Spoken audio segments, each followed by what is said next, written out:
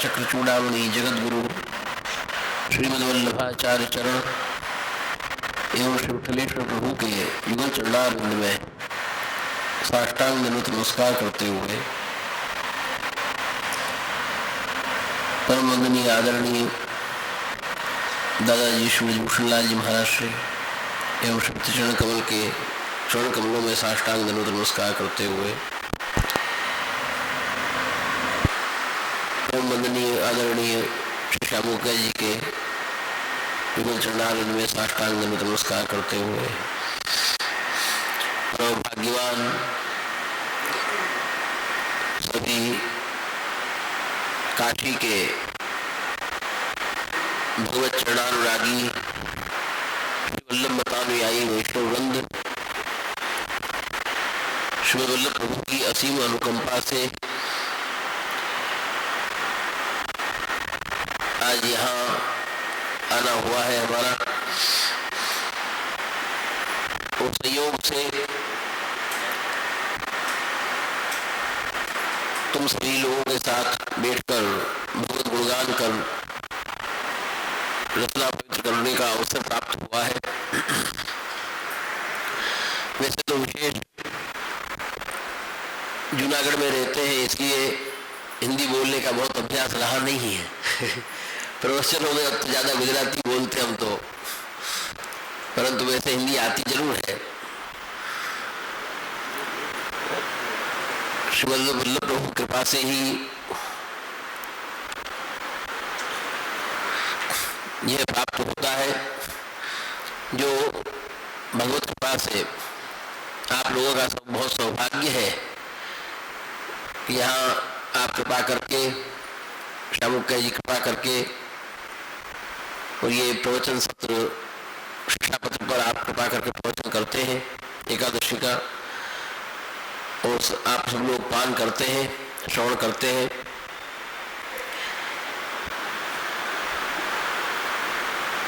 काका जी के सामने बोलना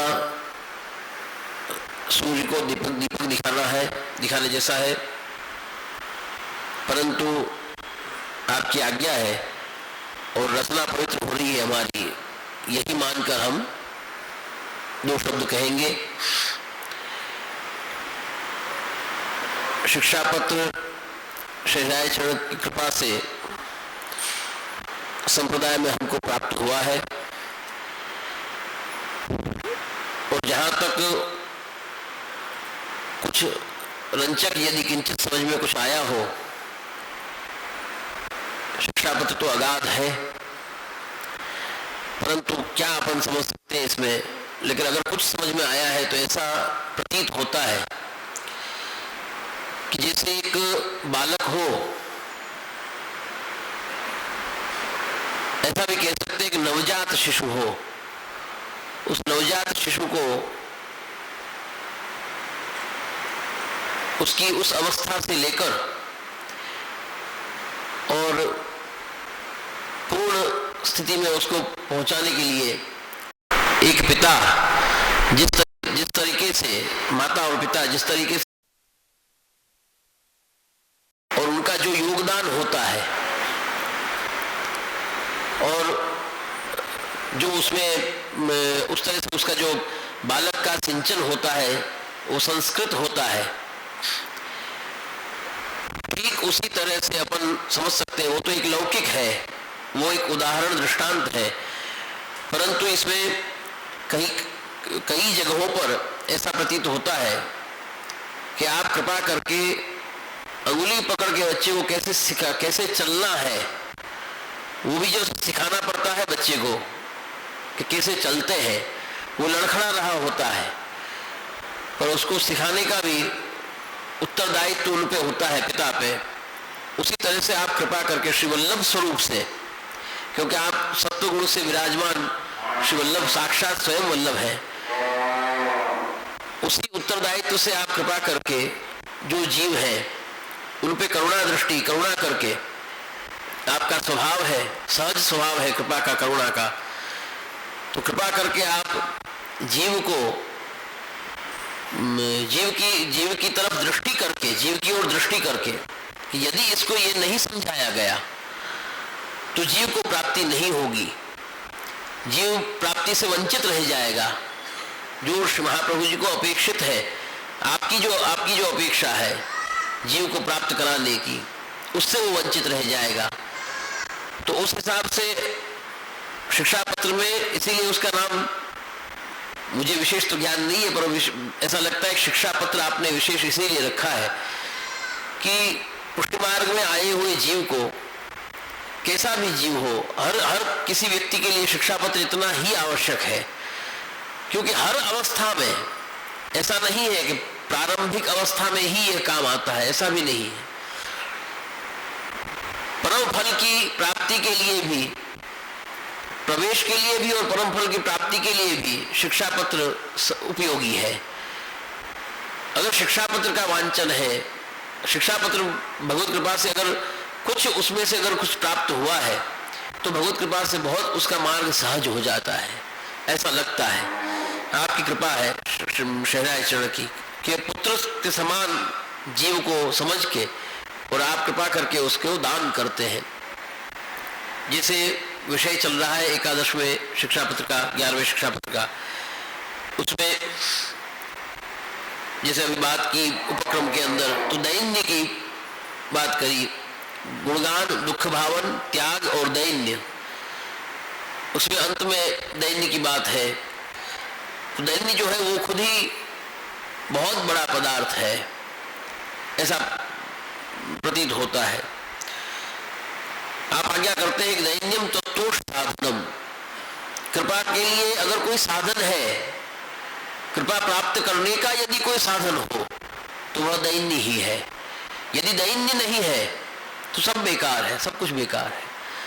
परंतु आज की स्थिति अगर अपन देखें, आत्मावलोकन करें, यदि अपन खुद अपना कांच में मुंह देखें जिसको कहते हैं, तो स्थिति एकदम कई जगहों पर विपरीत दिखती है कि दैन्य किसको हो सकता है, दैन्य कब आता है, दैन्य कैसी स्थिति में आएगा, जीव को कब आएगा, ऐसा समझ में आता है। मैं कुछ ज्यादा समझता नहीं, लेकिन दैन्य जब आएगा जब जीव का अहंकार जाएगा। अहंकार नष्ट हो जाना वो अत्यंत आवश्यक है। जो शरण से आप कृपा करके जो जीव को आपने शरण लिया है, शरण से ही अहंकार नष्ट हो जाना चाहिए। प्रथम तो वही, वो प्रथम ही जिसको कहते हैं कि पहला पगथिया है, या पहला प्रवेश से ही पहली इस अवस्था ही यह है कि जो शरण होना, शरण की स्थिति होना, शरण स्थिति होनी जरूरी है। तो शरण स्थिति जब ही होगी कि जब अहंकार नष्ट हो जाएगा। यदि अहंकार कोई भी एक कोने में भी अगर बैठा है, छुपके भी यदि कहीं बैठा है, तब तक शरण सिद्ध नहीं होगी, और शरण सिद्ध नहीं होगी तो दैन्य नहीं आ सकता। तो दैन्य के लिए आवश्यक है शरण होना, शरण हो जाना, शरणागति हो जाना, शरण की स्थिति हो जाना, तभी वो दैन्य उसके अंदर संभव होता है। और जो अहंकार से रहित होगा उसी को दैन्य होगा। यदि अहंकार है तो दैन्य क्यों आएगा, कैसे आएगा? दोनों एक दूसरे के विरोधाभासी हैं।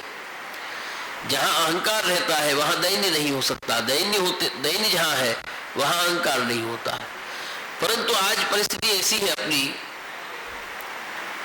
सभी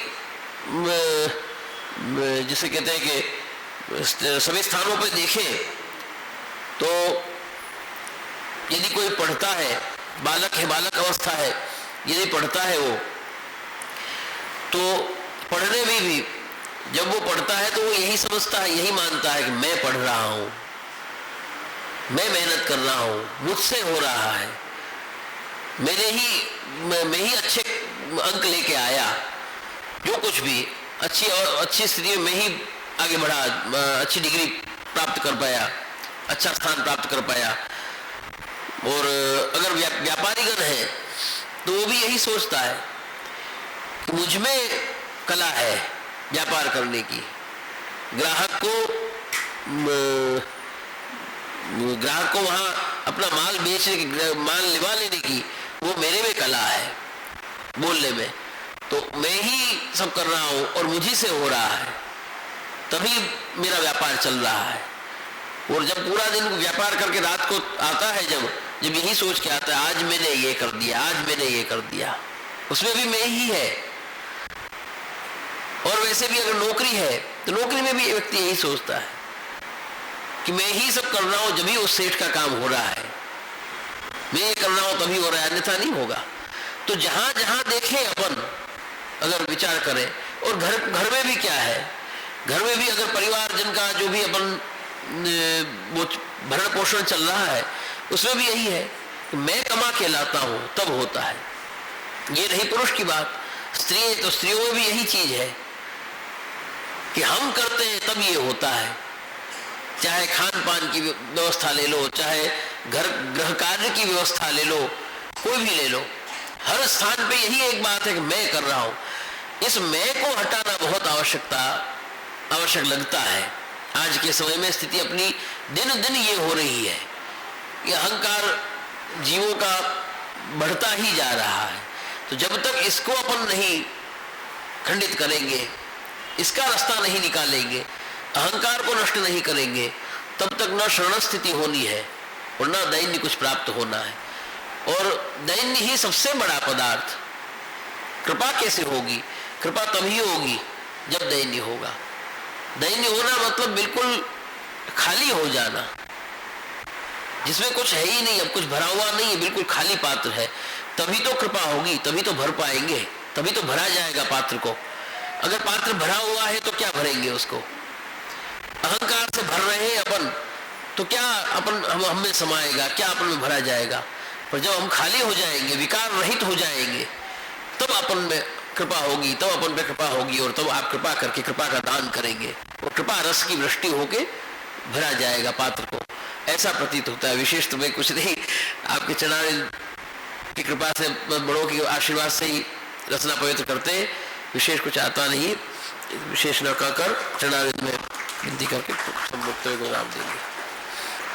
संचिंतेत भगवतश्चरणारविंदम वज्रांकुशध्वंसरूलांछनाढ्यम उक्तुंग रक्त विलसन्नक चक्रवाल ज्योत्स्नाभिराहतमहद हृदयांधकारम यच्छौच निःसृत सरित प्रवरोदकेन तीर्थेन मूर्ध्निकृतेन शिवशिवोभूत ध्यातुर्मनश्रमलशैलनशष्टवज्रम ध्यायेच्चिरं भगवतश्चरणारविन्दं वन्दे नन्दव्रजस्त्रीणां पादुरेणुमभीक्षसः यासां हरिकथोद्गीतं पुनाति भुवनत्रयं श्रीमदाचार्यचरणं शरणं सर्वदेहिनाम् अशेषदोषदहनं मस्तके राजतां मम न मंत्रेण तंत्रेण च ज्ञान सिद्धिर न वैकुंठ बुद्धिस्तु वैकुंठ लोके गतिर्विठ्ठलेशे रतिर्विठ्ठलेशे मतिर्विठ्ठलेशे सदा वैमास्तु।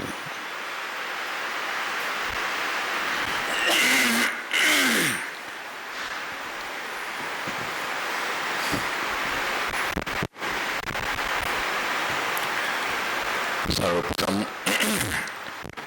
थोड़ा बढ़ाओ तो। सर्वप्रथम श्री वल्लभ प्रभु के चरणों में वंदन करते हुए चिरंजीव आदरणीय शरद बाबा साहब, उपस्थित समग्र परम भाग्यवान वैष्णवजन, आज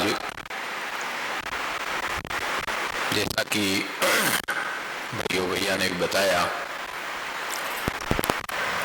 एकादश शिक्षा पत्र जो अपना चल रहा था, पिछली एकादशी चूंकि कि दान एकादशी थी, इसलिए अपन को प्रासंगिक भी कुछ गुणगान करना था, इसलिए केवल 2 श्लोक ही हो पाए और फिर बाकी प्रासंगिक विषय पर भी कुछ चर्चा हुई। ये शिक्षा पत्र छोटा ही है, बड़ा नहीं है, केवल इसके अंदर छह श्लोक हैं, 2 अपने हो चुके हैं, आज 4 श्लोक करके इसको समापन करेंगे। जैसा कि चिरंजीव शरद बाबा ने बताया, बहुत सही बताया, हर्राय चरण कृपा करके उंगली पकड़ के बालक जीव को सिखाते ही हैं, परंतु अपन सीखने को तैयार नहीं होते हैं। समस्या ही हमारे सामने आ जाती है, परंतु उनकी कृपा है, दीनता सागर है, शिक्षा सागर हैं श्री हर्राय चरण, वो अपनी कृपा चालू रखते हैं। हम जितना भी ग्रहण कर पावें या न कर पावें वो अलग विषय है। इस शिक्षा पत्र में जैसा कि हमने प्रारंभ में कहा था कि आपने 4 चीजें बताई है। 2 चीज प्रथम और द्वितीय श्लोक में हुई, उन 2 चीजों का भी स्पष्ट निर्देश नहीं है। हमने अनुमान से ये 2 चीजें इन 2 श्लोकों में है, ऐसा आपको बताया था पिछली बार। पहले में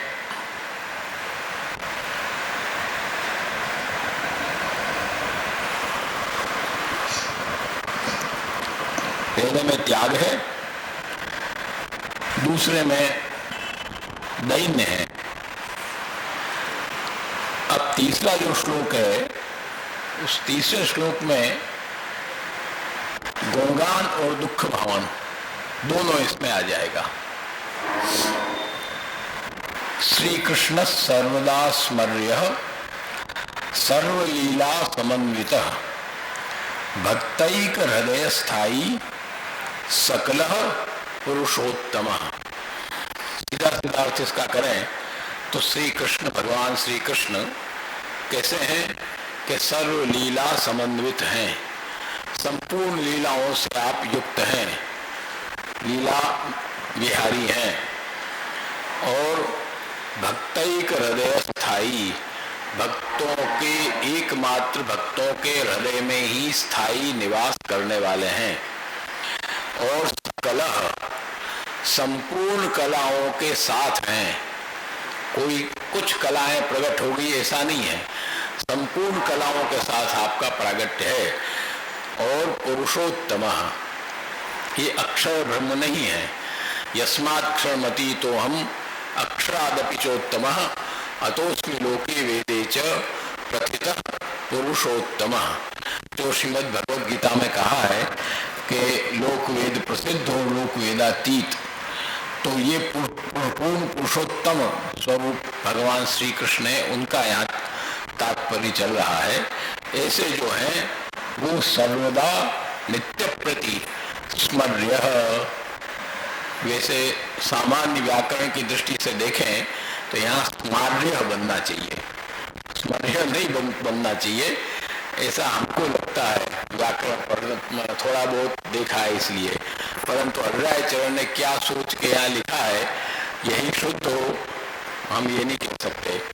कोई न कोई विशेष प्रक्रिया के अंतर्गत ये शुद्ध होगा, परंतु सामान्यतः कार्य होगा, कार्य नहीं होगा। इस तरह से कुछ सूत्र लगता है इसमें, तो स्मार्य होना चाहिए, या तो अशुद्ध छप गया है, जो भी हो, खैर वो विषय नहीं है यहाँ पर अपना। तो स्मर्य, उनको स्मरण करने योग्य हैं, स्मरणीय हैं, ये इसका सीधा सीधा अर्थ है। अब इसके अंदर सबसे पहले श्री कृष्ण यहाँ नाम दिया गया, मूल नाम। यहाँ कोई भी दूसरा नाम नहीं दिया गया है, मूल नाम का उल्लेख है। कृषि भूवाचक शब्द हर्ष निर्वृतिवाचक तयोरेक्यम परब्रह्म कृष्ण इत्यभिधीयते, ये उपनिषद कहता है, ये उपनिषद का मंत्र है। कृष्ण है वो परब्रह्म है। कैसे है कि कृषि भूवाचक शब्द, कृष शब्द है वो भूवाचक है अर्थात व्यापक है।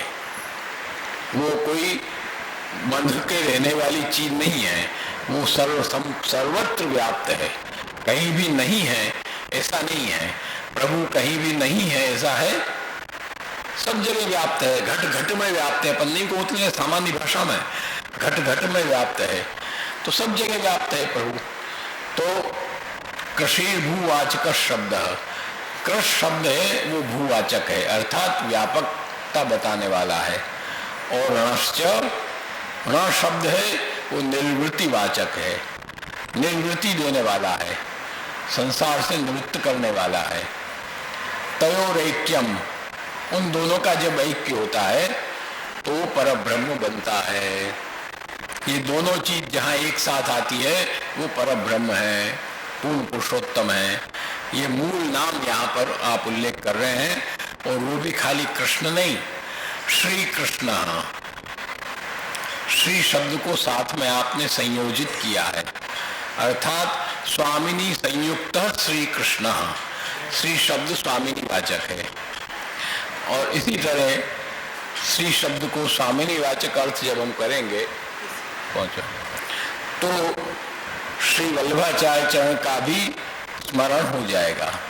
श्री महाप्रभु जी का भी स्वरूप वही है, इसलिए श्री कृष्ण कृष्णास्यम, श्री महाप्रभु जी कृष्णास्य का स्वरूप इसलिए है।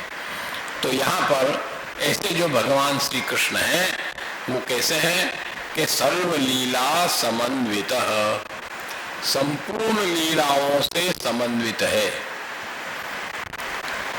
सर्व शब्द जो है इसको यहाँ पर दोनों तरह से अर्थ हम ले सकते हैं। संकुचित वृत्ति में भी अर्थ ले सकते हैं और असंकुचित वृत्ति में भी अर्थ ले सकते हैं। ये एक मीमांसा का नियम होता है, ये मीमांसा का एक प्रकार होता है कि संकुचित वृत्ति होती है और असंकुचित वृत्ति होती है। जैसे आज आपने अभी श्राद्ध पक्ष चल रहा है, वही उदाहरण दे दें। श्राद्ध पक्ष में भी जैसे आपने अपने कोई आया श्राद्ध, किसी का आपने निमंत्रण दिया, भाई 10 ब्राह्मण बुलाना है, 8 ब्राह्मण बुलाना है, 4 ब्राह्मण बुलाना है, हमने बुलाया, आपने उनको प्रसाद लेवाने की व्यवस्था किया। प्रसाद लेने की व्यवस्था करने के बाद आपने कहा भाई सब ब्राह्मणों ने भोजन कर लिया, तो क्या हाँ, जो साथ वाला आपका होगा वो कहेगा हाँ सबने भोजन कर लिया, तो चलो अब अपन भोजन करें। तो वहां पर जो आपने सर्व शब्द का प्रयोग किया, वो सर्व शब्द आपके निमंत्रित ब्राह्मणों तक ही सीमित है। सर्व शब्द में मतलब सब ब्राह्मण आ गए पूरे विश्व के, दुनिया के सब ब्राह्मण तो आए नहीं। आपने तो सर्व शब्द बोला कि सब ब्राह्मण भोजन कर लिए। आज हम कहें भाई सब कहाँ किए हैं भैया, आपने तो 8 ही तो बुलाए हैं, अभी तो बहुत ब्राह्मण बाकी हैं। परंतु वहां ये अर्थ नहीं होगा। वहां क्या अर्थ होगा कि हमने जितना निमंत्रण दिया है उतने सब ब्राह्मण सब भोजन कर लिए। तो ये सर्व शब्द का अर्थ वहां संकुचित वृत्ति में आएगा। इसको शास्त्र में कहते हैं संकुचित वृत्ति, और असंकुचित वृत्ति उसको कहते हैं कि सब, उसमें फिर कोई बंधन नहीं है, सब कुछ आ गया, सब ब्राह्मण हो गए। तो संकुचित वृत्ति में जब, असंकुचित वृत्ति में जब हम अर्थ इसका लेंगे तो असंकुचित वृत्ति से अर्थ ये आएगा कि सर्व लीला समन्वित, प्रभु समग्र लीलाओं से समन्वित है, चाहे वो मर्यादा लीला हो, चाहे वो पुष्टि लीला हो, चाहे वो पुष्टि मर्यादा लीला हो, सब लीलाओं से आप समन्वित हैं। भगवान श्री कृष्ण तो ब्रज के भी हैं, मथुरा के भी हैं, द्वारका के भी हैं।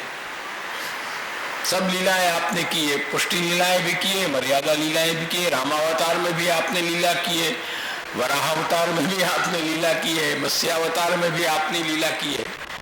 तो सर्व लीला समन्वित, संपूर्ण लीलाओं से जो समन्वित है, ऐसे भगवान श्री कृष्ण मूल स्वरूप। अब इसका संकुचित वृत्ति में जो अर्थ हम लेंगे तो आ जाएगा पुष्टि लीलाएं। सर्व लीला समन्वित, अर्थात पुष्टि लीलाओं से समन्वित जो भगवान पूर्ण पुरुषोत्तम पर ब्रह्म है, अथवा श्रीमद् भागवतोक्त लीलाओं से समन्वित केवल, क्योंकि आगे भागवत का संबंध बताएंगे आप 5वें श्लोक में। तो केवल भागवतोक्त जितनी लीलाएं हैं उन लीलाओं से समन्वित, उससे भी यदि संकुचित वृत्ति लेकर हम चलेंगे तो आएगा केवल सारस्वत कल्पी लीलाओं से संबंधित, और नहीं। तो ये सब संकुचित वृत्ति और असंकुचित वृत्ति सबसे इसका अर्थ तात्पर्य लिया जाएगा, क्योंकि श्री कृष्ण शब्द आगे आया है। भगवान श्री कृष्ण तो सर्वत्र है, मूल नाम का उल्लेख कर दिया है आपने हरिराय चरण ने, इसलिए वहां कोई प्रश्न ही नहीं है। वहां तो रामावतार हुआ, रामावतार में भी आपने जितनी लीलाएं की वो भी इसी माध्यम से घूम फिर के है, तो कृष्ण लीला ही, वो भी अपने पूर्ण अवतार नहीं थे, परंतु 14 कलाओं के अवतार तो थे। तो भगवान राम है वो भी, और उसी समय तो आपने वरदान दिया था कि कालम तावत प्रतीक्षताम, सारस्वत कल्प में हम तुम्हारा मनोरथ पूर्ण करेंगे। तो सब लीलाएं, सब अवतार की लीलाएं भी इसमें आ गई, और पुष्टि लीलाएं भी आ गई केवल संकुचित वृत्ति में करोगे तो। और उससे भी जो अपन एकदम रसात्मक भावात्मक अर्थ में अपन जाएंगे, खाली उसका संकेत दे देते हैं। तो सर्वदा सर्वभावेन भजनीयो वृजाधिप, यहाँ पर जो सर्वभावेन शब्द का प्रयोग हुआ है, तो यहाँ पर केवल गोपी भाव ही लक्षित है।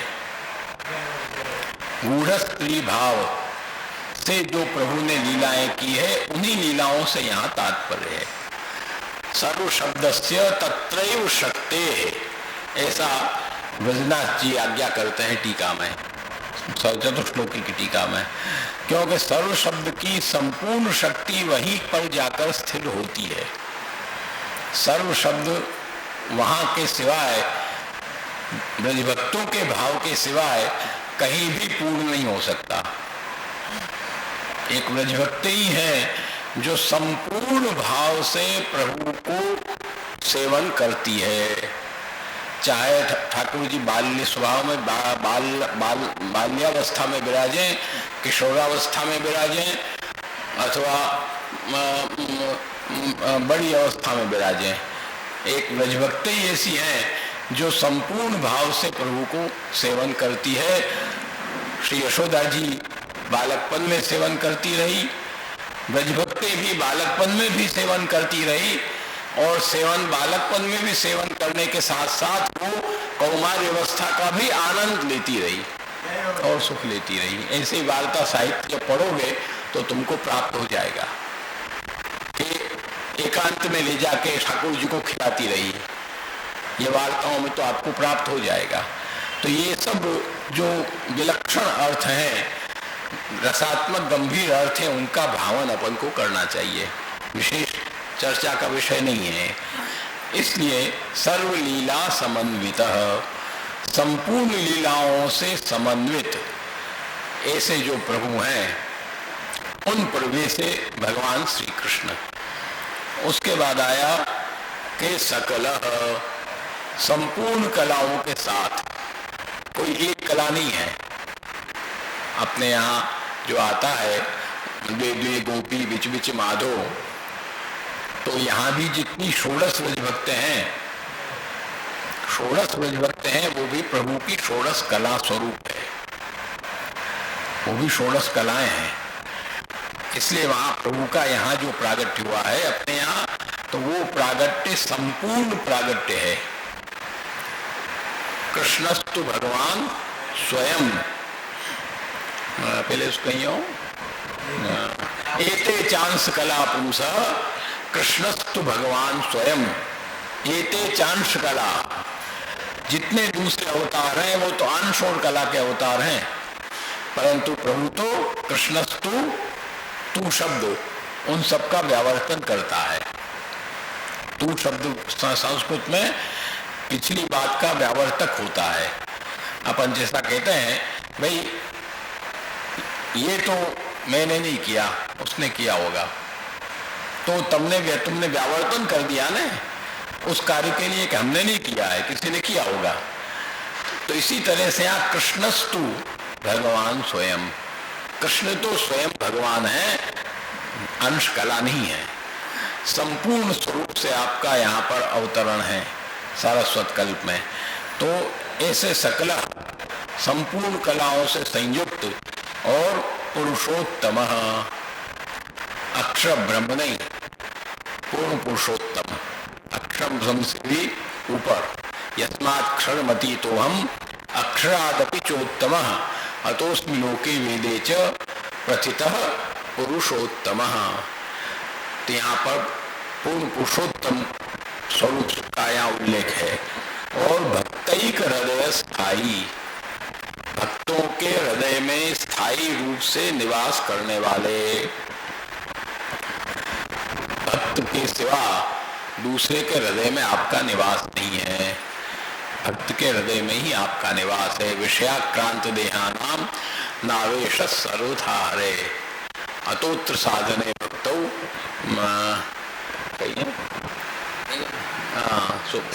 अतोत्र साधने भक्तौ नैव त्याग सुखावह। भक्तों के हृदय में ही आप विराजमान रहते हैं, इसलिए तो कहते हैं कि मधुपकुल कलित कमलावल व्यपदेश यमुनाष्टपदी धारित श्री कृष्ण युत भक्त हृदय। वो जो है कमल की माला जो उत्सव में धराते हो, वो किस भाव से धराते हैं अपन ठाकुर जी को? वो मधुपकुल कलित कमलावल व्यपदेश, ये भाव है वहां पे। वो जितने भी कमल हैं वो भक्तों के हृदय हैं। वो हृदय कैसे हैं कि जिनके ऊपर भंवरे बैठे हुए हैं, ऐसे जो कमल हैं सुंदर पराग युक्त भक्तों के हृदय, उन भक्तों के हृदय की माला उत्सव में ठाकुर जी अवश्य धरते हैं। नियम से अपने नहीं लिखा रहता है रीत की पुस्तक में, आज कमल की माला धरें उत्सव आया तो। क्यों धरें? ये अपन को अक्कल नहीं है, खाली धरा देते हैं। और कमल की माला नहीं धरी है या धराना चाहिए, क्यों नहीं धराया, लिखा हुआ है, पर ये अक्कल नहीं है कि क्यों धराना चाहिए। समस्त भक्तों, इतनी कृपा है आपकी कि समस्त भक्तों को आप, भक्तों के हृदय को आप अपने श्रीकंठ में उत्सव के दिन धारण करते हैं श्री यमुना जी की कृपा से। तो भक्तों के जो हृदय है वो कमल है, उसके अंदर भ्रमण रूप से प्रभु विराजमान रहते हैं रस का पान करने के लिए। तो भक्तैक हृदय स्थायी एक शब्द का प्रयोग है, और कोई नहीं, और किसी के हृदय में नहीं, एकमात्र भक्तों के हृदय में ही। भक्त हृदय स्थायी नहीं कहा, भक्तैक हृदय स्थायी। इसलिए जो भक्त हैं, उन भक्तों में भी जो विलक्षण भक्त हैं उनका यहाँ पर ग्रहण करना चाहिए हमारी दृष्टि से। भक्त रत्न परीक्षक श्री गोसाई जी ने आज्ञा की है, नाम है श्री गोसाई जी का, रघुनाथ जी ने आज्ञा की है। भक्त रत्नों का भी आप परीक्षण करने वाले हैं। भक्त आए राजपंचाध्यायी में, ठाकुर जी ने क्या कहा? नहीं, जाओ, लौट जाओ। मातर पितर पुत्र भ्रातर पतश्च विजन्वंती अपश्यंतो मातृध्वम बंधु सात्सम दृष्टम वनम कुसुमितम। देख लिया वन राकेश कर रंजितम, लौटो, कार्य हो गया तुम्हारा। यमुना लीले तरुपल्लव शोभितम तद्यातमाचरम गोष्ठम शुश्रूषध्वम पति सती क्रंदंति वत्सा बालाश्च तान पायत दुय्यत। परंतु जो भक्त रत्न थे वहां पर वो नहीं गए, वहां पर स्थिर रहे। जो बेचारे नहीं थे वो लौट गए धर्म उपदेश सुनकर। तो भक्तैक हृदय स्थायी, जो ऐसे भक्त हैं, विशेष जो भक्त हैं, जो वहां भी सर्व शब्द आया, देख लो, संत्यज्य सर्व विषयांस तव पाद मूलम। सर्व शब्द वहां भी आया है, संपूर्ण विषयों को, कोई भी विषय वहां बाकी नहीं रहा। सब विषयों को छोड़कर चरणारविंद में जो प्राप्त हो गए, ऐसे भक्तों के हृदय में आप स्थिर विराजने वाले हैं। भक्त ही का हृदय स्थायी, ऐसे जो पूर्ण पुरुषोत्तम पर ब्रह्म है, वो सर्वदा नित्य प्रति अनवच्छिन्न रूप से, अनवरत रूप से, कोई भी समय की मर्यादा को न रखते हुए स्मर्य, उनका स्मरण करने योग्य है, स्मरणीय है। चाहे तुम कुछ भी करो, कोई भी कार्य करते रहो, स्मरण हमको वही बना रहना चाहिए और कुछ नहीं। काम करता ब्रजभक्ति क्या थी, सब कुछ कार्य करते हुए भी क्या वो लौकिक संन्यास ले लिया था उन्होंने? संन्यास लेके कितनी बैठ गई थी, सब कुछ घर का कार्य करती थी बेचारी, बच्चों को भी संभालती थी, सब कुछ करती थी, दही दूध बेचने भी जाती थी, रसोई भी बनाती थी, सब करती थी, परंतु तन मनस का मन कहाँ लगा रहता था? प्रभु में। तदा लापा, पंचायत नहीं करती थी। अपने बनारस में जो पंचायत होती है बैठ के, पंचायत नहीं करती थी। तदा लापा, भगवत कार्य का ही आलाप, भगवत चर्चा ही होती थी। तद विचेष्टा, आजकल की तरह डिस्को डांस नहीं करती थी। तद विचेष्टा, आजकल तो टीवी में देख देख के डिस्को डांस होता है। तद विचेष्टा, वही चेष्टाएं, कार्य करने के साथ साथ वही चेष्टाओं का स्मरण बना रहता था प्रभु की। आज वो गागर उठा रही है तो वही चेष्टा का स्मरण रहेगा कि बनघट पर ठाकुर जी ने कैसे हमारी गागर उठवाया, वही स्मरण उसको रहेगा। तद विचेष्टा, आज रसोई बना रही है तो उसको तद विचेष्टा, वही भाव मन में अंदर जागृत होगा कि ठाकुर जी कैसे पधारे, कैसे छिपके पधारे, क्या हुआ, वही प्रभु की चेष्टाओं का ही स्मरण बना रहेगा। और तदात्मिका, प्रभु में जिनकी आत्मा लगी हुई है, काम सब बाहर का कर रही है, काम कुछ नहीं कर रही ऐसा नहीं है, सब कर रही है। जैसे अपन करते ही हैं, कई जगह लौकिक में अपन को जाना है, मन नहीं है, उससे अपना मेल नहीं खाता है, झंझट है, भाई जाना पड़ेगा, नहीं करते हैं अपन, भाई जाओ, तुम्हारा शरीर वहां घूम आएगा, हाँ हाँ कर आओगे, लिफाफा पकड़ाओगे, सब काम कर दोगे, परंतु आत्मा से नहीं, अंदर से नहीं। ब्रजभक्ति सब लौकिक कार्य करती थी पर आत्मा से नहीं। तदात्मिका, उसमें ही आत्माएं सब उनकी लगी हुई थी। ऐसे जो भक्त हैं उनके हृदय में प्रभु नित्य विराजमान होते हैं। ऐसे भक्तों को नित्य भगवत स्मरण करते रहना चाहिए। प्रभु स्मरणीय है। इस तरह से इसमें अंदर आपने गुणगान तथा दुख भावन दोनों आ गया। सेवा अनवसर में आप हो तो दुख भावन करो, सेवा में भी दुख भावन होता है, ये बात ध्यान देना, आगे बताएंगे। सेवा में भी दुख भावन होता है, सेवा करते करते दुख भावन होता है। इस तरह से दुख भावन और गुणगान इसके अंदर आ गया। चतुर्श्लोक है। अब चतुर्श्लोक में चारों का समन्वय बताते हैं। गुणगानम तथा दुख भावनम दैन्यमेव च तथा त्याग सिद्ध दृश कृत्यमेतत् चतुष्टयम्। गुणगान, दुख भावन, दैन्य और त्याग, ये चारों चीजें जो हैं वो चारों चीजें कृत्यम, एतत् चतुष्टयम कृत्यम, ये चारों जो एक चतुष्टय है, चारों का जो एक ग्रुप है वो कृत्य है, करने योग्य है। इस तरह से कि सिद्ध दृशः, जिनकी दृष्टि सिद्ध हो गई है, सिद्ध दृश है जो, उनके रूप से करने योग्य है। अब सिद्ध दृशा का खाली इसमें समझना है। मेन सिद्ध दृशा क्या है? गुणगान समझ लिए, दुख भावन भी समझे, दैन्य भी समझे और त्याग भी समझे। सिद्ध दृशा क्या है ये अपन को समझना है। सिद्ध दृशा का तात्पर्य जो यहाँ बता रहे हैं आप, वो सिद्ध दृशा का तात्पर्य है कि जिस प्रकार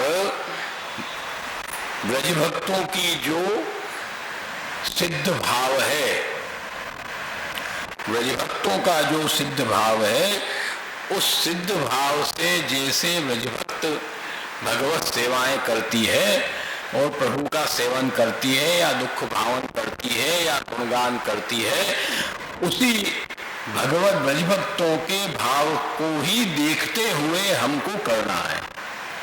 उसके लिए 4 चीज कृत्यम एतत् चतुष्टयम कृत्यम, अपने मन से नहीं। आज तुम गुणगान करो तो भी ब्रजभक्तों की परंपरा लेकर ही, तुम त्याग करो तो भी ब्रजभक्तों की परंपरा लेकर ही, तुम दैनी करो तो भी ब्रजभक्तों की परंपरा लेकर ही, और तुम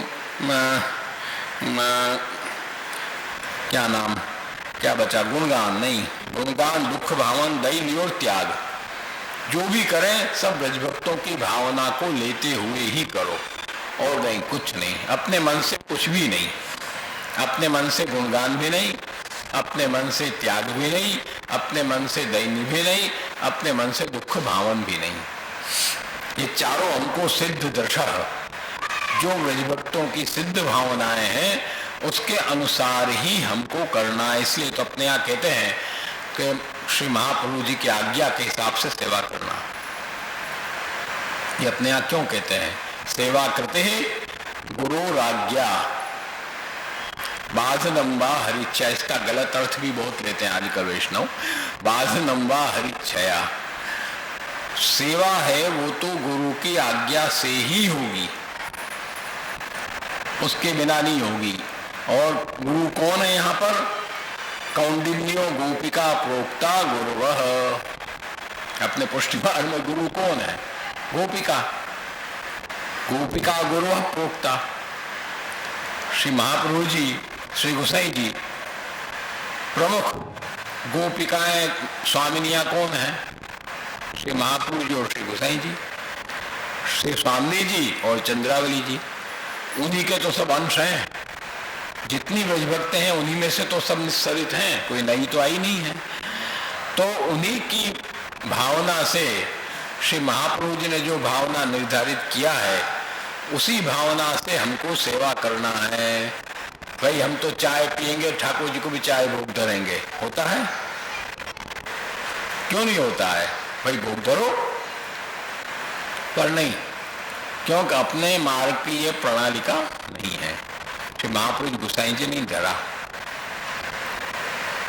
तो ऐसे कई सेवा में कई बातें छोटी मोटी आती है कि मन से हम आजकल करने लग गए हैं।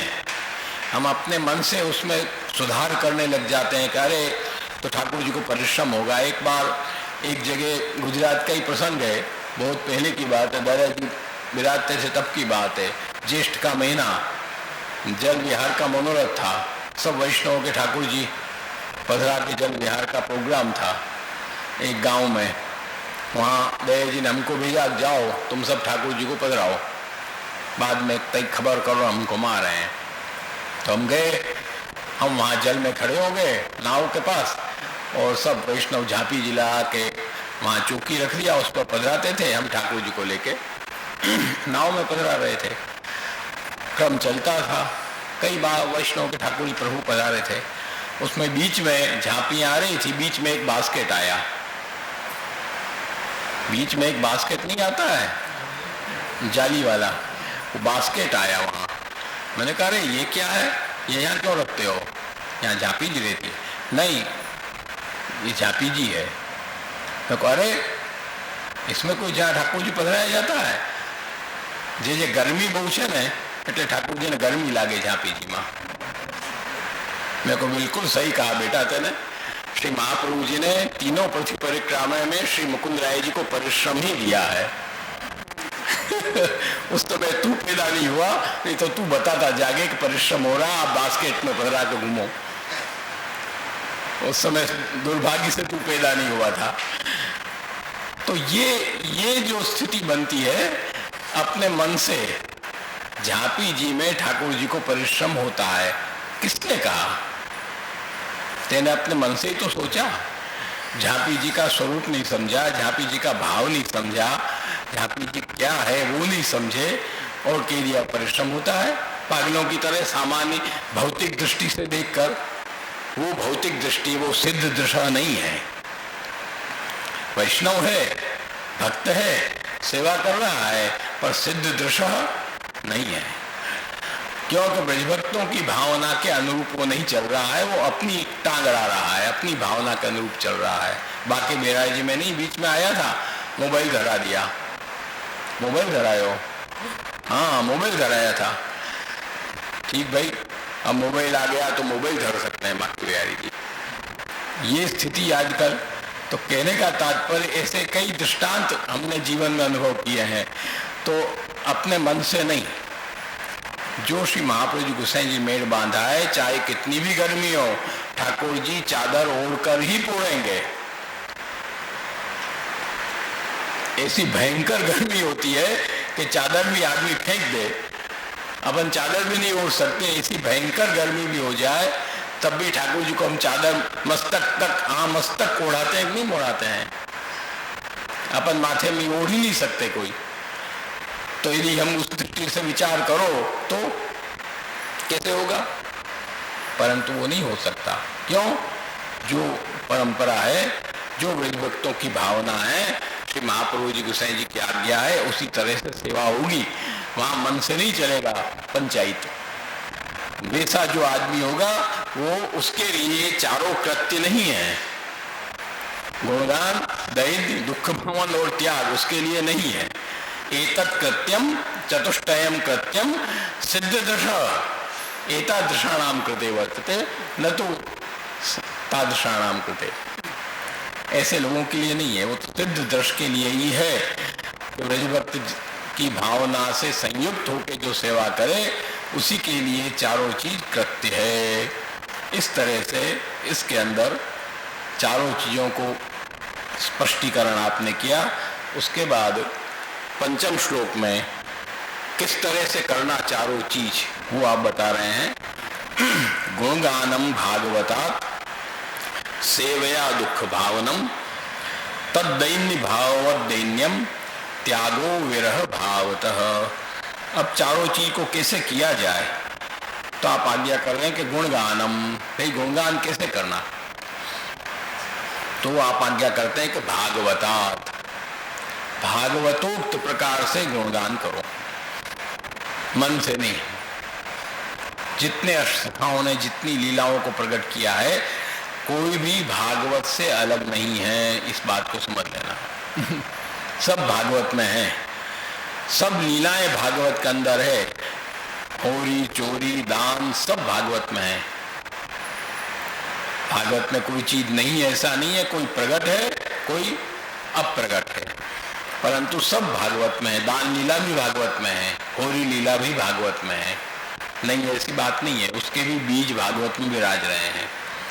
तो गुणगान हमको करना है, कैसे करना है? भागवतात, अपने मन से नहीं। तुम अपने मन से कोई कवित्व की रचना करो, अपने पद की रचना करो, तब भी भागवत और अष्ट सखाओं के लीलाओं के अनुसार ही करो। अपनी मौलिक रचना कर सकते हो, तुम उसकी मना नहीं है, परंतु उस रचना को भी अष्टसखा और श्रीमद् भागवत के अनुसार ही होना चाहिए। उससे जो विरुद्ध हुई तो वो बेकार है, तो वो गुणगान नहीं हुआ, वो ऐसे ही तुम्हारा हो गया कुछ। तो गुणगान जितना भी हो वो भागवतात, भागवत से ही होना चाहिए। पंचमी विभक्ति दिया है, हेतु है, भागवत से ही होना चाहिए।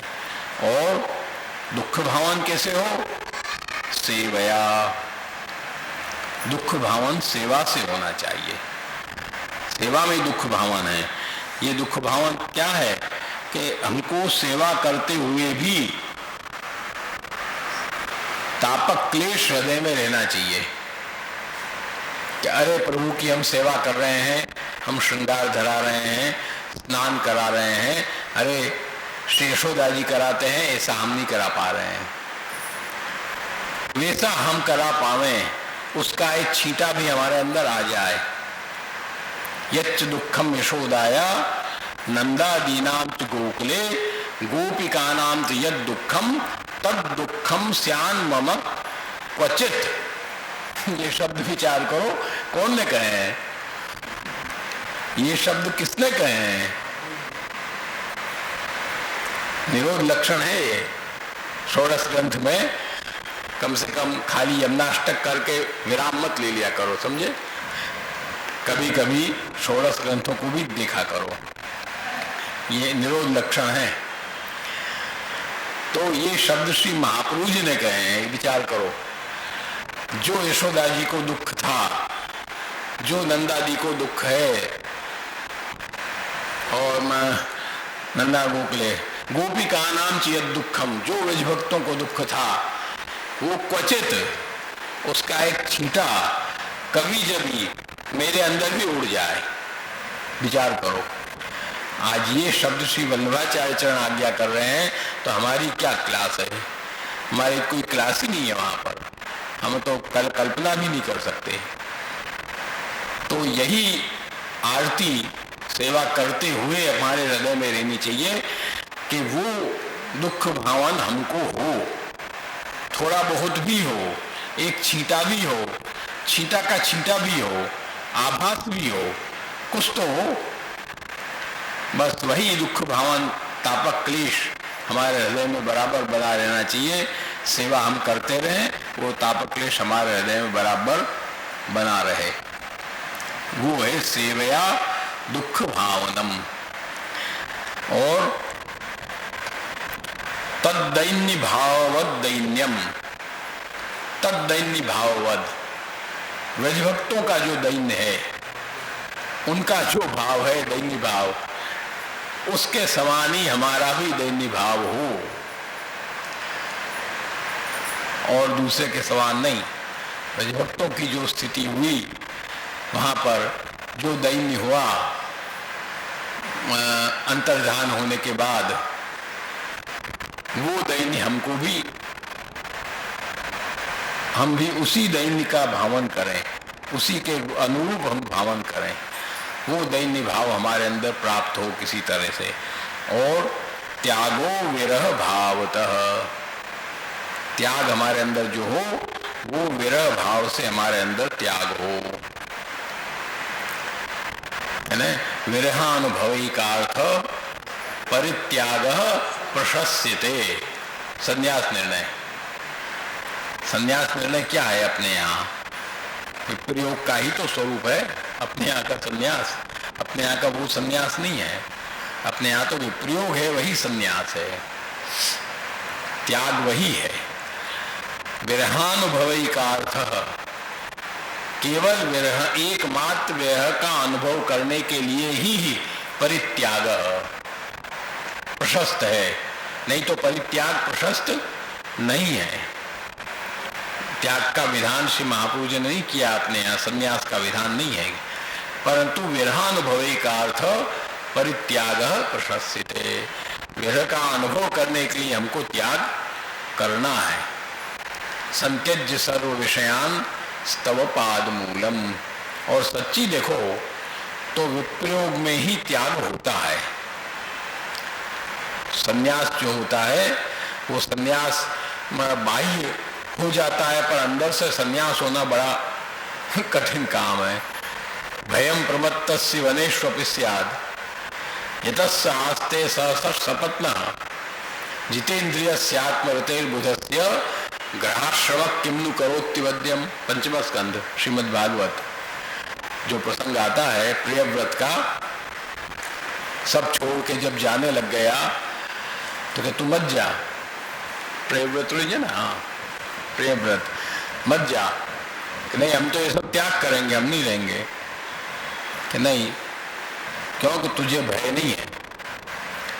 तुम तब्ज नाभांगी सरोज कोश दुर्गाश्रित, तुझे डर नहीं है, तू तो अब्जनाभ भगवान, अब्जनाभ माने भगवान, अब्जनाभ जो भगवान है उनके चरण रूपी जो दुर्ग है उसके अंदर बैठा हुआ है। किले के अंदर जब हम बैठ जाएंगे तो शत्रु आ पाएगा अंदर? नहीं आ पाएगा। तो वो भगवान का जो चरण कमल रूपी जो किला है उस किला के अंदर तू बैठा है, तू क्यों डर रहा है? निर्जित सपत्ना, तैने तो अंदर के 6 शत्रुओं को जीत लिया है, बाहर के शत्रु तो कोई भी जीत लेगा, योद्धा भी जीत लेगा, परंतु अंदर के शत्रु को जीतना बड़ा कठिन है। वन में जाकर भी बैठ जाओ, भयम प्रमत्तस्य वनेषु स्याद, वन में भी जो प्रमत्त आदमी जाके बैठ जाएगा तो वहां भी 6 शत्रु तो साथ में ही है उसके, काम क्रोध लोभ मोह मद मत्सर, तो वहां भी तैयार है उसके पास। यतस्स आस्ते सहसर सपटना, तो कोई मतलब ही नहीं है। वहां बैठ के भी तुम वही धंधा करोगे, सन्यास लेकर भी, तो क्या मतलब है। हमारे साथ एक सन्यासी पढ़ते थे अहमदाबाद में, पढ़ने के समय का टाइम मौका याद आया प्रसंग, सन्यासी पढ़ते थे, अब छुट्टी पड़ती 1-2 दिन, तो कहे चलो यार आज पिक्चर देखने चले। हमसे कहता था वो, अरे वहाँ हेमा मालिनी है उसमें, वो पिक्चर देखे। मैं, तुझे हेमा मालिनी से क्या ले देना है भाई, तू सन्यासी है, हम तो चले जाए तो ठीक है, चलो हम तो गृहस्थी हैं, तू क्यों हेमा मालिनी के पीछे पड़ा है। अरे मुझे आता है सन्यास सब ठीक है, चलो आनंद से देखेंगे। ठीक भाई, कपड़ा बदल के पिक्चर देखने आ जाता था पट्टा साथ में। तो ये सन्यास क्या काम का है भाई, ऐसा सन्यास मतलब क्या है। सन्यास लेके भी तुम बेकार आदमी हो गए, और सन्यास न लेकर भी यदि जनक राजा थे, क्या थे, संन्यास्त थे, संन्यास्त नहीं थे। जनक राजा संन्यास्त न होते भी, राजपाट करते हुए भी, राज्य में रहते हुए भी संन्यास्त थे, कोई वो नहीं था, कोई भी चीज में लगाव नहीं था, सब करते हुए भी निर्लेप। आया ने एक प्रसंग दाऊ जी महाराज का प्रसंग है, एक दाऊ जी महाराज तिलका श्री का, कि वहाँ एक बार एक सन्यासी आया, क्या कहें आप लोग क्या हो, आप लोग तो मखमल के गद्दों पे सोते हो, सब आनंद से खूब खाते हो पीते हो मजा करते हो, आप लोग क्या है, कुछ नहीं, आपके इसमें न त्याग है न कोई बात है न कुछ है। ऐसा नहीं है स्वामी जी, समझाया क्या, पर वो काय कमाने, वो तो अन्न बंद। तो दाऊ जी महाराज का ऐसा है, स्वामी जी आप एक दिन हमारे साथ रहिए, तब आपको मालूम पड़ जाएगा कि क्या है। हम रहने को तैयार हैं। ठीक, अब रात, शाम के रात हुई, रात को दाऊ जी महाराज का तो गद्दा लग गया, गादी मखमल की बराबर गद्दी वद्दी लग के, चादर वादर वजह ठंड के दिन, कड़कड़ाती ठंड, सब गद्दी वद्दी लग गई और अंगीठियाँ लग रही है आनंद से। कोड़े कहते हैं आपकी भी लगवा दें यहाँ गद्दी पास में, कि नहीं हम इस गद्दी फद्दी पे नहीं सोते हैं, हमारे तो चौकी लगाओ, उस पर कम्बल डालो, हम कम्बल पर सोएंगे, हम आपके जैसे नहीं भोगी नहीं है। ठीक है भाई, आप कम्बल पे सो। उनके लिए जो व्यवस्था करनी थी कर दिया, वो अपना कम्बल लपचा के, कम्बल ओढ़ के वहाँ पास में सो गए। अब सुबह श्री जी बाबा में तो बेग का क्रम, धनुर्मास बेग का क्रम चलता है। हाँ, तो 2 बजे शंखनाद, 2 बजे का हेला, 1:30 बजे का हेला, सब हेले रहते हैं ठंड में। और वहाँ जो बेग, द्वादशी बेगा धनुर्मास का क्रम, अब तो इतना जल्दी नहीं होता, वहाँ तो लेट होने लग गया। तो जो बेग का क्रम था और जो खबर आई, हेला पड़ा, और दाऊ जी महाराज रजे बजे सब फेंक के फट उठ के आप फटाफट सभा में पधारे। स्वामी जी का, स्वामी जी उठिए, आइए चलिए। नहीं अभी बहुत ठंडा है करके कम्बल ओढ़ के गुट मुट के पड़ा रहा। जब सब हो गया, देर से उठा, दाऊ जी महाराज का देखा आपने, हमारा त्याग ये है और आपका त्याग ये है। कपड़े पहन के आप, कपड़े छोड़ के, घर छोड़ के आप त्याग कर लेते हो, पर आपसे एक कंबल भी नहीं छोड़ा गया, आपसे एक कंबल भी नहीं छोड़ा गया।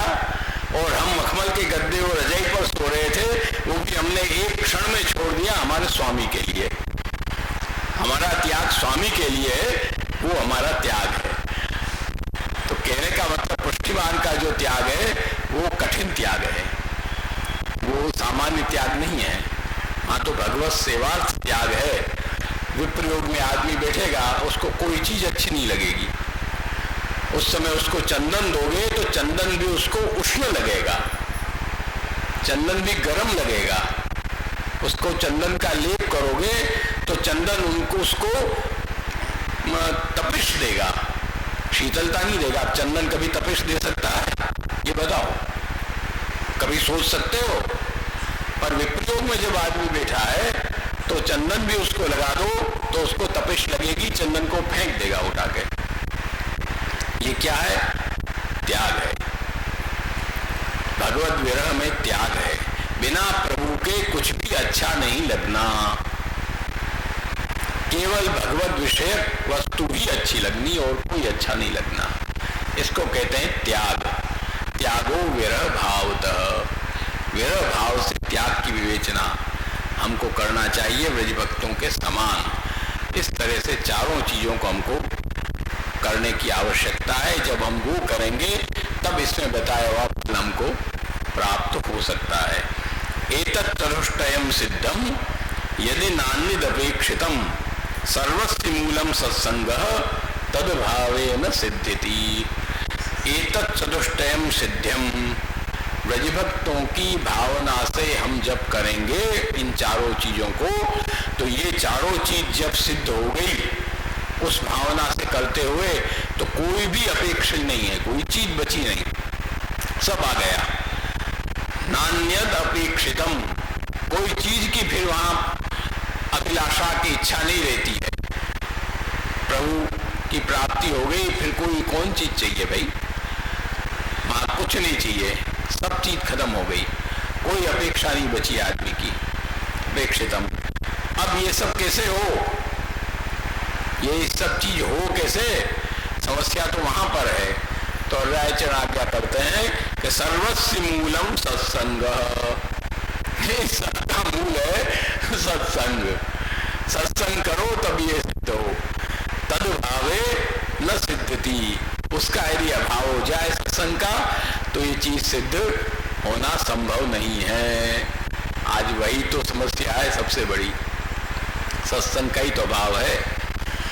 कहा कि तुलयाम लवे नापी न स्वर्गम न पुनर्भवम भगवत संगी संगस्य मर्त्यानाम किमुताशिषा।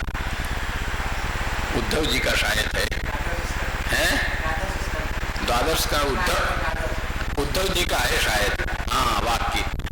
तुलयाम लवे नापी, उद्धव जी को कहा कि सत्संग की तुलना तो करके बताओ, सत्संग किसके बराबर है? आखिर स्वर्ग के बराबर है, मोक्ष के बराबर है, किसके बराबर है?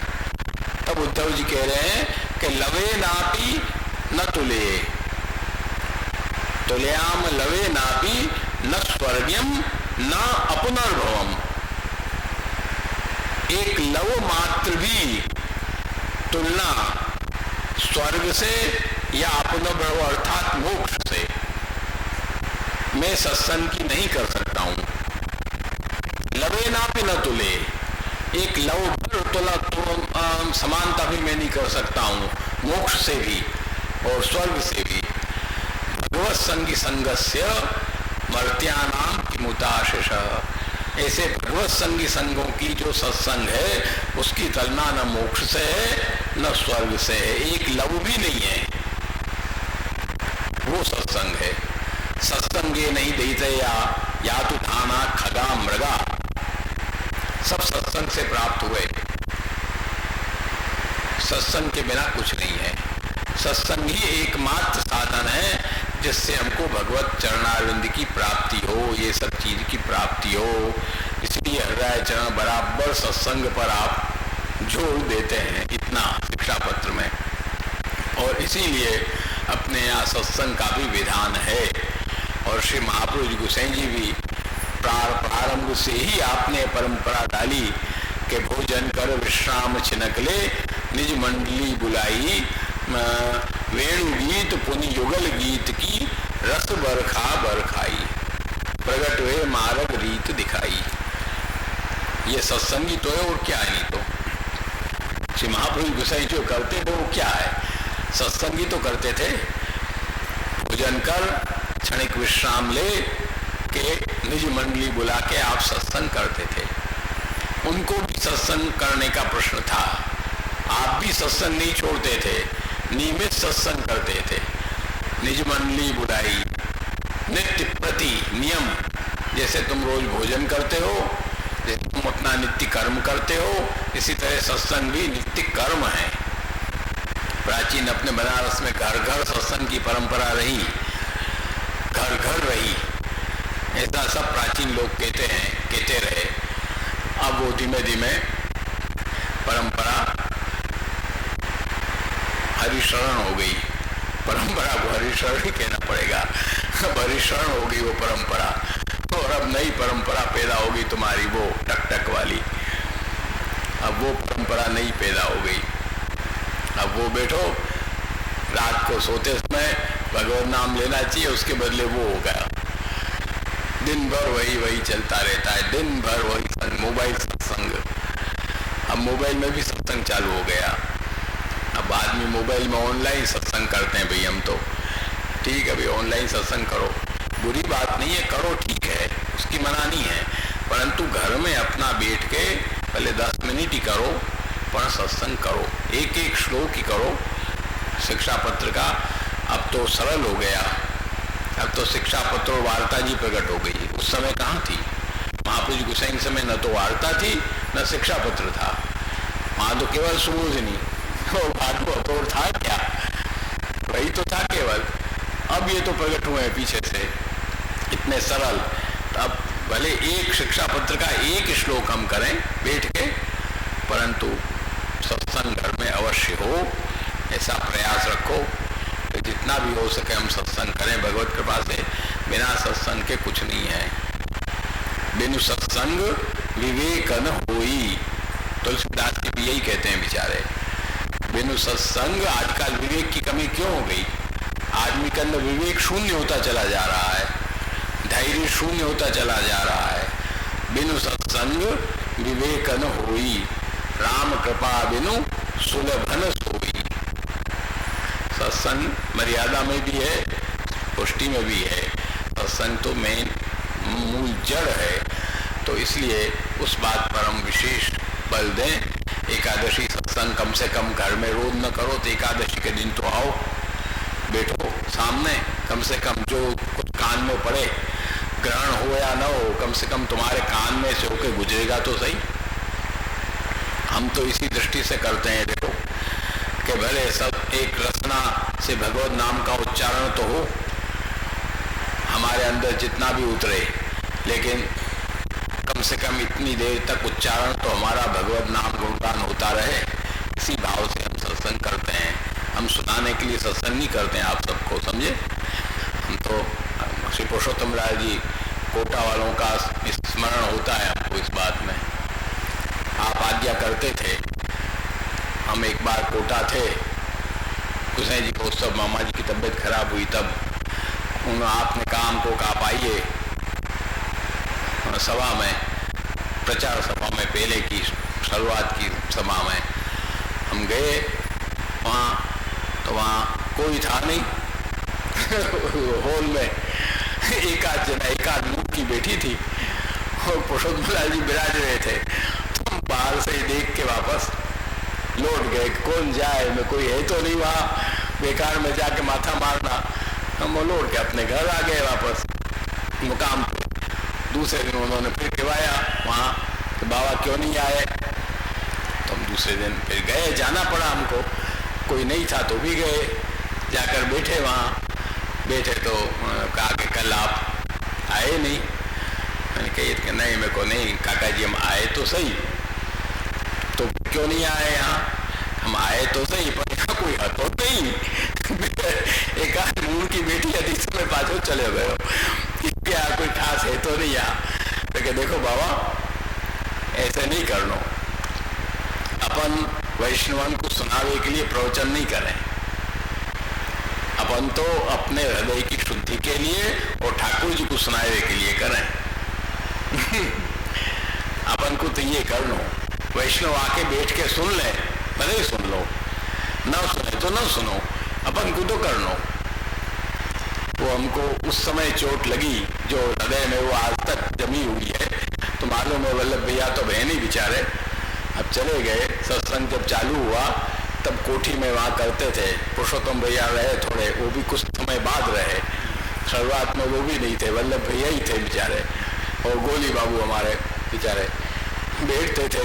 सत्संग कोई नहीं आता था, 2 मुड़की आगे आकर बैठती थी, ऑफिस में वहाँ होता था तब भी हम करते थे। गोपाल कई बार कहता, करे आप क्या बेकार करते हो, कोई आता तो है नहीं सुनने। मेरे को भले ना आवे, अपन को अपना करना। तो करते थे हम, उसी भाव से हम करते थे। श्री मुकुंद राय जी टूटी फूटी भवानी सुन रहे हैं हमारी, बस उनके चरणारविंद में पहुंच रही है। आज तक ठाकुर जी के पास अब इतने लोग आकर बैठने लग गए। पहले कौन बैठता था? पहले भैया चले गए, बदली होके, तब पुरुषोत्तम भैया ने संभाला कुछ दिन तक संचालन वगैरह, तब भी कौन आते थे? गिने चुने 2, 4, 5, 10 लोग आते थे। परंतु एकादशी कम से कम आकर बैठो और श्रवण करो आनंद से भगवत नाम, जो भी कुछ हो सके। लौकिक कार्यों को छोड़ के, लौकिक कार्य तो देखो लगे ही हैं और वो तो लगे ही रहेंगे। वो तो आज काम, काल काम, परसों काम करना। सूरदास जी कहो ना, कहीं कहो आगे, पच मरना, काम में ही पच मरना। उस बनिया की वार्ता, दर्शन बनिया चल बनिया दर्शन को चलूंगो, आज चलूंगो, कल चलूंगो, मंगला में चलूंगो, शैन में चलूंगो, करते करते आखिर उसको फसाया सूरदास जी ने। कह रहे बूढ़ो बेल नाचो है सूरदास जी तुमने, गुसाई जी ने, गुसाई जी कहा कि बूढ़ो बेल नाचो है तुमने। बूढ़ो बेल की तरह अपन सब बूढ़े बेल हैं, तो इसी में बच्चे मरते हैं। काम, आज काम तो छोड़ना ही पड़ता है, छोड़ के ही हमको आना पड़ता है दृढ़ता से। तो आनंद से हम यथाशक्ति करें। इतना ही कहते हुए आज अपना एकादश भगवत कृपा से यहाँ पूर्ण हुआ।